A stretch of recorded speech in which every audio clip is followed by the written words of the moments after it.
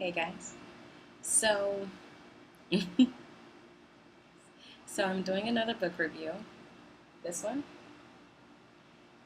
is on The Martian by Andy Weir.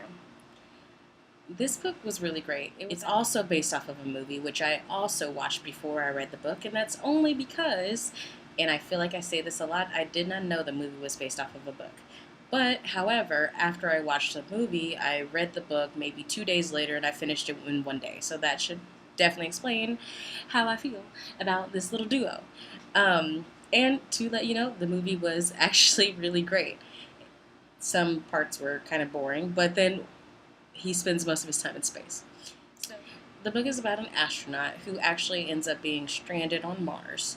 He lives up there for, I think, a few years, possibly. I'm not exactly sure what the timetable is for how long he was up there, but it was a long time.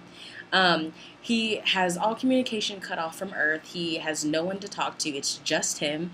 And it's really eye opening. It's really crazy at these how these things could really happen in real life. Like someone could actually be stranded up there, and I don't know like the scientific background of how he survived and if it's possible, and I don't know, but I do know that the movie was awesome and the book was great. So in the book, he finds all these really cool ways because he's an engineer to farm on Mars, to use the surface, to use the seeds that he brought, to make plants so that he could eat.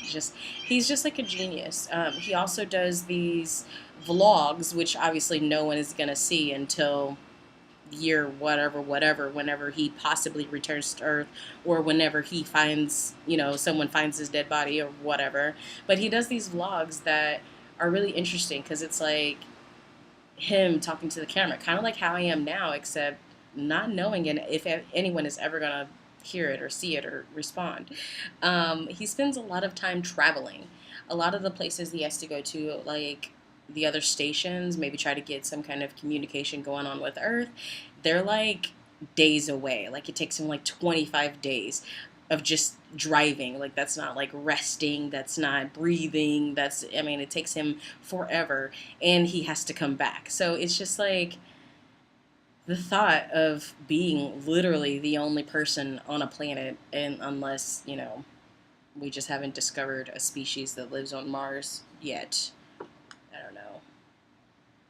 It also talks about when, he does finally get communication with Earth and how he, engineers a little code thing so that people can understand him before he can get the videos to work. It's just like it's really great.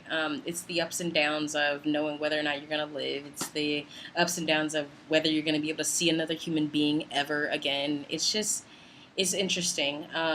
The book is really long, so I will say that. Like as you can tell, it's really long, and a lot of the stuff is, I'm not gonna say it's filler, but it feels like filler. Like we do a lot of traveling, and it takes pages and pages, just like the movie does. In the movie, a lot of people were saying, oh, there were these parts that were really boring, but it's kind of like, what do you expect? Someone's stranded on a different planet all alone. Like there's not going to be too much dialogue, but they did make it comical, and I just enjoyed it. If you were the kind of person who it might take you a little longer to get through a book, I would say watch the movie, and then you know what you're in for, and then read the book and take as much time as you want. On the other hand, if you're the kind of person that likes stuff like this, I would definitely say watch it because it's great.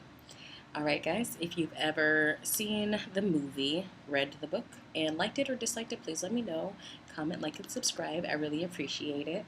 Alright guys, bye.